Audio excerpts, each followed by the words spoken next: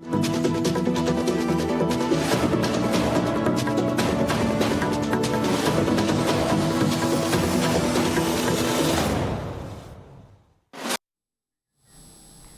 आप देख रहे हैं आज की खबर और मैं हूं आपके साथ प्रगति ठाकुर। बुलेटिन की शुरुआत करेंगे बड़ी खबर के साथ, जहां प्रधानमंत्री नरेंद्र मोदी आज गुजरात के दौरे पर रहे। पीएम मोदी ने गुजरात पहुंचने के बाद भावनगर में एक भव्य रोड शो भी किया।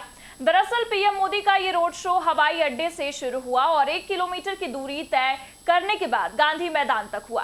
पीएम मोदी ने गांधी मैदान से गुजरात के लोगों को कई बड़ी सौगातें भी दी हैं। इसके बाद प्रधानमंत्री मोदी समुद्र से समृद्धि कार्यक्रम में शामिल भी हुए और कार्यक्रम को संबोधित किया। पीएम मोदी ने इस दौरान कहा कि किसी भी स्थिति में हमें आत्मनिर्भर बनना ही होगा।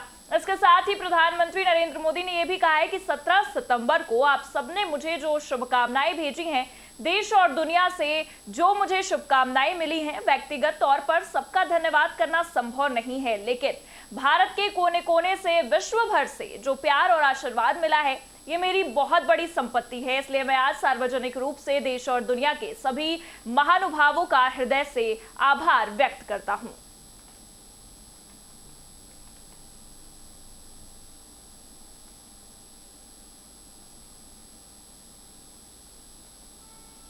अभी 17 सितंबर को आप सबने अपने नरेंद्र भाई को जो शुभकामनाएं भेजी हैं, देश और दुनिया से जो शुभकामनाएं मुझे मिली हैं, व्यक्तिगत तौर पर सबका धन्यवाद करना संभव नहीं है, लेकिन भारत के कोने कोने से और विश्व भर से ये जो प्यार मिला है, ये जो आशीर्वाद मिले हैं, ये मेरी बहुत बड़ी संपत्ति है, ये मेरी बहुत बड़ी ताकत है।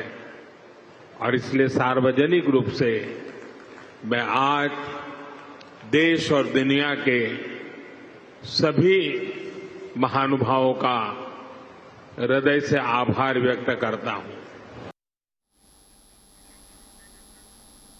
रुक करेंगे अगली खबर का। लखनऊ के लोक भवन सभागार में नारी सुरक्षा, सम्मान और स्वावलंबन के लिए समर्पित मिशन शक्ति 5.0 का शुभारंभ किया गया।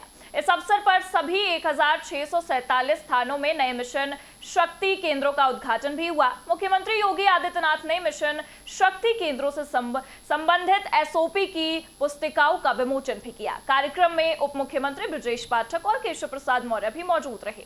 आइए आपको दिखाते हैं कि मिशन शक्ति कार्यक्रम पर खास रिपोर्ट।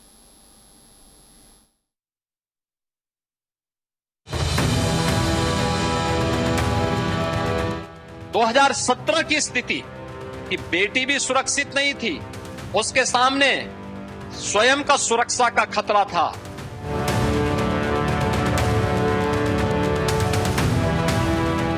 यूपी में सालों पहले सवाल शक्ति के सम्मान का था, उनकी सुरक्षा का था, जिसकी गारंटी प्रदेश के सिंहासन पर विराजमान एक सन्यासी ने लिया था। यत्र नार्यस्तु पूजयन्ते रमन्ते तत्र देवता। सालों पहले प्रदेश के मुखिया योगी आदित्यनाथ की सरकार इसी मंत्र को लेकर आगे बढ़ी थी। आज प्रदेश के हर हिस्से में मिशन शक्ति का पहरा है। 2017 की स्थिति कि बेटी भी सुरक्षित नहीं थी, उसके सामने स्वयं का सुरक्षा का खतरा था। उसके रोजगार पर डकैती पड़ती थी, उसके पोषाहार को चंद माफियाओं को डकैती डालने की छूट दे दी जाती थी। और स्कूल की स्थिति क्या थी, आंगनबाड़ी केंद्रों की स्थिति क्या थी। आज तो आंगनबाड़ी केंद्रों में हॉट मील मिल रहा है, पोषाहार मिल रहा है, और यह कार्यक्रम कोई बदनाम ठेकेदार नहीं करता है, बल्कि एक कार्यक्रम हम लड़े इसके लिए, बहुत लंबी लड़ाई लड़ी गई इसके लिए। तमाम माफियाओं का गिरोह बार बार घेरता है, लेकिन हम सुप्रीम कोर्ट तक इस लड़ाई को लड़ करके फिर से लाए कि नहीं, महिला स्वयंसेवी समूह ही इसको चलाएगी और इसमें महिलाओं को रोजगार भी मिलेगा और ईमानदारी पूर्वक ये कार्यक्रम आगे बढ़ पाएगा। सीएम योगी आदित्यनाथ ने शनिवार को लखनऊ से मिशन शक्ति 5.0 का बटन दबाया। इसके साथ ही प्रदेश के 1647 स्थानों पर नए मिशन शक्ति केंद्रों की शुरुआत हो गई। इस मौके पर सीएम योगी ने साफ किया कि प्रदेश के भीतर महिलाओं की सुरक्षा, उनका स्वावलंबन और उनकी सहभागिता के सहारे ही प्रगति की पटकथा लिखी जा सकती है। अपराध की जड़ें उखाड़ने के साथ साथ सुरक्षित समाज का निर्माण ही सरकार का लक्ष्य है। नारी को जब भी अवसर मिला, उसने अपनी सशक्त उपस्थिति से नेतृत्व को आगे बढ़ाने में किसी भी प्रकार की कोई कोताही नहीं बरती। हर स्तर पर उसने बेहतरीन नेतृत्व दिया और उस बेहतरीन नेतृत्व के माध्यम से जिन लक्ष्यों को प्राप्त किया है वह समाज के अनुकूल रहा है, समाज के लिए कल्याणकारी रहा है। हम लोग आज इसीलिए इस अभियान को आगे बढ़ा रहे हैं। इस अभियान को पंचम चरण में भी हमारा यही अभियान है। हम लोगों ने पहले चरण में जो कार्यक्रम आगे बढ़ाए थे, उन कार्यक्रमों के पीछे का ध्येय भी यही था कि महिला संबंधी अपराधों को न्यूनतम स्तर पर ला करके समाप्त करना। साल 2020 में योगी सरकार की तरफ से प्रदेश के भीतर मिशन शक्ति का आगाज किया गया था। ये पहल समाज के भीतर महिलाओं की सुरक्षा और उनके उत्थान से जुड़ा था। इसका असर ये हुआ कि प्रदेश के अलग अलग थानों में अलग से मिशन शक्ति केंद्र बनाए गए और परिणाम ये रहा कि आज प्रदेश के भीतर महिलाएं भयमुक्त होकर सशक्त समाज में बराबर का योगदान दे रही हैं। मिशन शक्ति 5.0 के उद्घाटन के मौके पर सीएम योगी ने बकायदा आंकड़ों के साथ बताया कि कैसे आज प्रदेश के भीतर अपराधी खुद अपनी गलतियों के लिए माफी मांग रहे हैं और कितने अब तक कानून के फौलादी पंजे की पकड़ में आ चुके हैं। अगर हम लोग अब तक के मामलों में देखेंगे, केवल 24 और 25 तक के ही मामलों को देखेंगे, तो हम लोगों ने 9,513 ऐसे मामलों में 12,271 अपराधियों को दंडित करवाया है, जिनमें 12 अपराधियों को तो मृत्यु दंड की सजा करवाई है,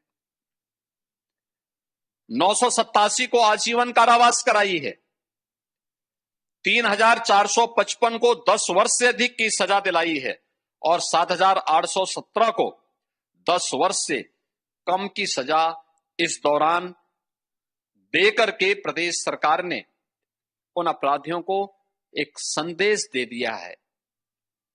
आपने कल देखा होगा, महिला संबंधी अपराध में संलिप्त एक अपराधी बाहर से आया था और संभवतः मारीच की तरह घुसा था, लेकिन जब यहां की पुलिस की गोली ने उसके शरीर को छलनी किया तो कल वो चिल्ला रहा था कि साहब मैं गलती से उत्तर प्रदेश की सीमा में आ गया हूं। यूपी में अपराध के प्रति जीरो टॉलरेंस की नीति पर आगे बढ़ रही योगी सरकार देश के अलग अलग सूबों के लिए नजीर बनकर उभरी है, लेकिन प्रदेश सरकार सामाजिक भय के साथ साथ महिलाओं के सशक्तिकरण और उनके स्वावलंबन पर भी योगी सरकार पूरा जोर दे रही है।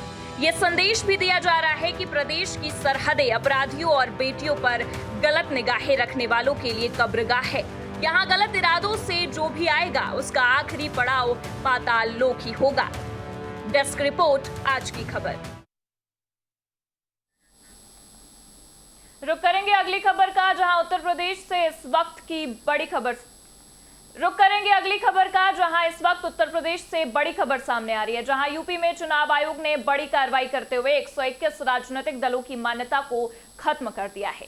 दरअसल ये सभी दल पिछले 6 साल से कोई चुनाव नहीं लड़ रहे थे। आयोग के फैसले के बाद इन दलों का चुनाव चिन्ह और टैक्स छूट का अधिकार भी छीन लिया गया है। बताया जा रहा है कि 121 दल 51 जिलों के अलग अलग पदों पर पंजीकृत थे। चुनाव आयोग का ये कहना है कि सक्रिय न रहने वाले दल लोकतांत्रिक प्रक्रिया पर बोझ बनते हैं, इसलिए ये कदम उठाया गया है। हालांकि जिन दलों की मान्यता रद्द हुई है उन्हें 30 दिन का समय भी दिया गया है। इस अवधि में वे आयोग के फैसले के खिलाफ अपील भी कर सकते हैं। फैसला आते ही प्रदेश की राजनीतिक हलचल अब तेज हो गई है और सवाल उठ रहे हैं कि इतने लंबे समय से निष्क्रिय दल अब तक सूची में क्यों बने हुए थे।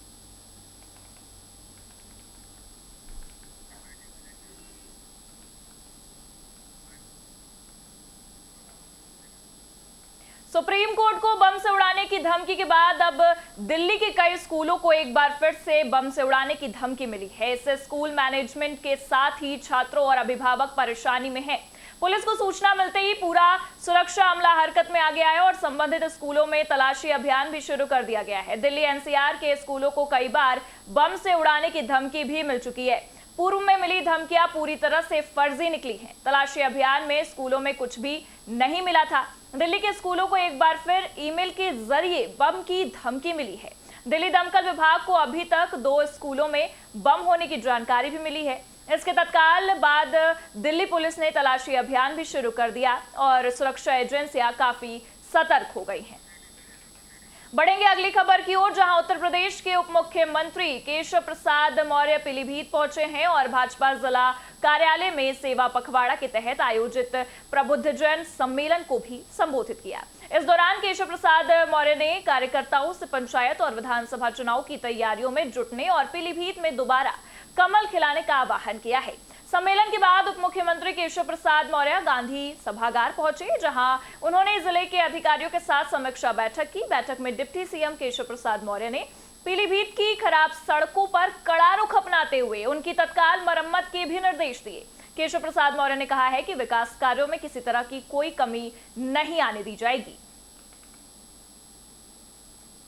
दिवसीय दौरे पर पीलीभीत पहुंचेंगे डिप्टी सीएम केशव प्रसाद मौर्य और मौर्य जी की तैयारियों को लेकर जो प्रशासन अलर्ट मोड पर है, पूरी तैयारियां कर ली गई हैं प्रशासन द्वारा और प्रशासन की चप्पे चप्पे पर नजर है। बाकायदा जिस रास्ते से डिप्टी सीएम का आवागमन होगा उस रास्ते को भी दुरुस्त कर दिया गया है। बाकायदा देखेंगे पीलीभीत प्रशासन जो है पूरी तरह से अलर्ट मोड पर है। इस तरीके से जो है यहाँ पर पुलिस फोर्स लगाया गया है, चप्पे पे चप्पे नजर है प्रशासन की। और बाकायदा आपको दिखाएंगे हम जो डिप्टी सीएम केशव प्रसाद मौर्य है, इनका उड़न खटोला पुलिस लाइन में उतरेगा और वहां से एक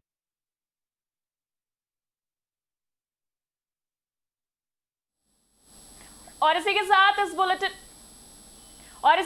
इस बुलेटिन में इतना ही। देश दुनिया की तमाम बड़ी खबरों के लिए आप देखते रहिए आज की खबर।